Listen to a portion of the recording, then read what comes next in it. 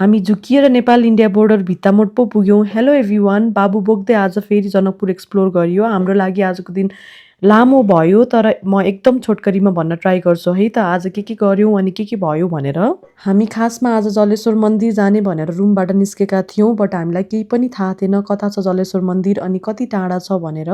सोध्दै अनि घुम्दै पुग्यौँ हामी जलेश्वर मन्दिर। हामी पहिला रामदैया भवाडीबाट जनकपुरको बस चढ्यौँ, डाइरेक्टली जलेश्वरको बस नपाइने भएर। त्यसपछि जनकपुरको बस पार्कबाट जलेश्वर जाने भनेर बस चढ्यौँ। हामीले जलेश्वर लास्ट स्टप भनेर बसमा मजाले निदायौँ। बाबु पनि मस्तले सुतिरहेको थियो।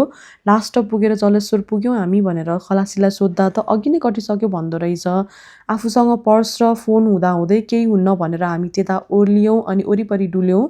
त्यता वरिपरिबाट जानकी मन्दिरको भाइब दिने गेट देखिएको थियो। के होला त्यो भनेर त्यतै भेटिएको एउटा पुलिसलाई सोद्धा त नेपालको बोर्डर पो भन्नुहुन्छ। बोर्डर भनेर थाहा पाएपछि हामी त्यतैको लोकल होटेलमा समोसा कुल्चा र पकौडा खाएर टुकटुके चढ्यौँ अनि बोर्डर कटेर इन्डिया छिर्यौँ। त्यता वरिपरि बजार डुल्यौँ। हामीले त्यता किन्ने खालको खासै केही पाएनौँ, सो हामी नेपालमै फर्क्यौँ। फर्केर हामी टुकटुके चढेर जलेश्वर मन्दिर गयौँ। इच मान्छेको 40 रुपियाँ भाडा तिरेर हामी जलेश्वर स्टपभन्दा 3 किलोमिटर पर पो पुगेका रहेछौँ, भित्तामोड भन्ने ठाउँमा। भित्तामोड नेपालको ठाउँ भयो इन्डियाको बोर्डरसँगै। अनि इन्डियाको ठाउँ चाहिँ सीतामढी पुगेका थियौँ। बिहारको एउटा जिल्ला रहेछ सीतामढी।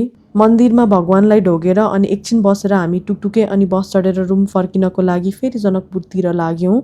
हामीले बिहानदेखि प्रपर केही पनि खाएको थिएनौँ नि त, सो राम्रै होटेलमा खाने भनेर हामी होटेल सीताशरण पस्यौँ। त्यता खाजा खाएर हामी रुम नै फर्क्यौँ।